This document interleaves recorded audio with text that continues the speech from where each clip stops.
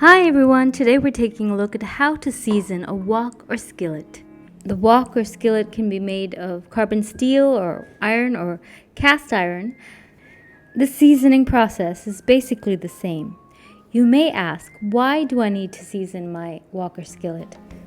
Well, seasoning your iron wok or your carbon steel wok creates a protective layer called a patina. Every time you cook with oil, the patina becomes thicker and heavier, creating a natural non-stick cooking surface.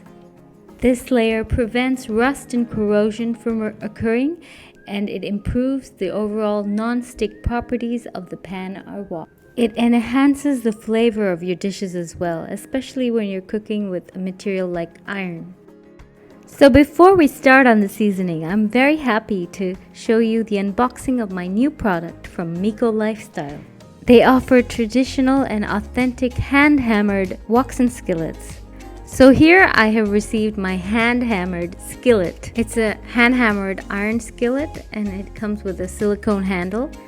This is a one-piece product, so you never have to worry about the wooden handle coming off. It comes with a silicone handle that you can push onto the base handle like a sleeve. Right now I haven't completely pulled the sleeve on, it's sitting at the edge. I'm waiting to season it before I put the sleeve on completely.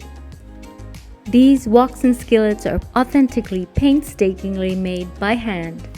So here we see an outline of how these woks and skillets are made.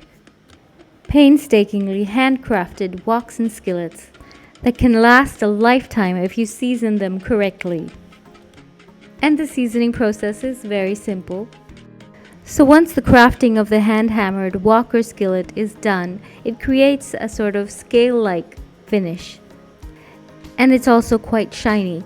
If you receive your new wok with an oily residue, that means it hasn't been pre-seasoned. In which case, you first need to remove that oily residue using warm water and very mild detergent, and then wipe dry before you continue with the seasoning process. So today the product that I have received, my hand-hammered iron skillet, has come pre-seasoned, which is why it is slightly bluish in color, but they do recommend that we season it again at home. So the recommended initial seasoning process requires us to place the skillet or wok on the burner after it's been wiped clean and dry. Then it's required to fry a piece of fatty meat or chicken fat or lard, or you can even use vegetable oil, which is what I used, and I already completed that process. What I did was I just put the vegetable oil all over the pan and completely covered the surface as well as the edges and brought it up to heat very slowly on a low flame till the skillet was very hot. If instead you're frying a piece of animal fat, you want to fry for about 5 minutes, making sure that you completely coat the entire surface of the pan.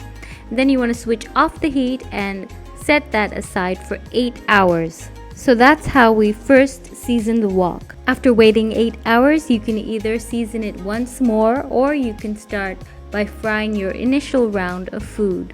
So I've just completed the seasoning process once and I've left it for 8 hours. And now we're going to place the skillet back on the burner and put it back on heat. So as the wok or skillet heats up gradually, here I have a slightly wet kitchen paper towel and I'm just going to keep wiping it until there's no more residue. You can see a slight color on the kitchen paper towel. You want to keep rubbing it till the paper turns clear. And initially we're going to fry some kind of food, and what's recommended is leeks. So we're going to chop up these leeks and we're going to fry them in some oil. The food that we prepare initially, in this case the leeks, we don't want to eat it. This is done simply to consolidate the seasoning process and get your wok or skillet ready for future cooking. I've placed the skillet on a very low heat and I want it to get up to heat very gradually. So once the wok or skillet is nice and hot, we can add a little amount of oil. And the oil recommended for doing the seasoning process is peanut oil or groundnut oil. But you can also use vegetable oil. So I've added peanut oil and we're going to spread it all over the surface. Here I'm using a kitchen paper towel to spread the oil all over the surface as well as up the sides. We only need a thin layer of oil. Now we can add the chopped up leeks. The leeks are for removing the iron smell in the wok. Brand new woks and skillets may have that iron smell. So we're going to fry these leeks in the pan like this for about 5 minutes till they turn nice and crisp. With occasional stirring, make sure you get the leeks all over the surface of the pan. And when you stir fry, make sure that you rub the leek against the edges of the pan as well. And remember, the entire process is being done still on a low flame. So this leek is going to help to remove that iron smell, if any. After frying for about 5 minutes, I'm going to discard the leek. After that, what I've done is I've washed my skillet with a small amount of dishwashing detergent and water. I've just washed and rinsed it. Now some will tell you that you're not supposed to use soap in your skillets or your cast iron woks, but I don't find this to be true. I always use a small amount of dishwashing detergent to wash my pans always.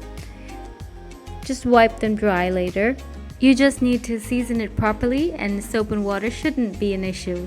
And after I washed and dried it, I placed it back on the burner on a gradual heat, and I'm applying a very thin layer of oil to the pan once again. Rub it all over the surface, and when we do so, we also rub the sides, the outer sides, as well as the bottom of the pan, so that the bottom and the sides don't rust. And for the first 3 months, the maintenance is very simple. Dry the wok well after washing. Then pour a tiny amount of vegetable oil or peanut oil into the pan and spread it evenly using the help of a kitchen paper towel. You can place it back on your burner to heat it up gently and remove any traces of water. And then you can place it back after it's cooled down into your kitchen cabinet. So you want to do this after cooking each time for the initial 3 months. So here's an image of my carbon steel wok before doing the seasoning process. And this is the same carbon steel wok 10 years later. Nicely seasoned, as you can see. I've been using it very regularly, and it has a nice black color now, and it's quite non-stick. The maintenance period of the new wok or skillet is 3 months. During the maintenance period, it is only used for cooking, frying or cooking food. Don't cook any soup or porridge or anything with liquid like that. And after these 3 months, we can use it just as you use any regular non-stick pan. Again, I love this product. I will be using it in my future video recipes, so look out for those. And if you would like to purchase this beautiful wok or skillet from Miko Lifestyle, the affiliate link is in the description box below. So I hope some of you will find this video on seasoning your new wok or skillet useful. Thanks a lot for watching, guys. Bye.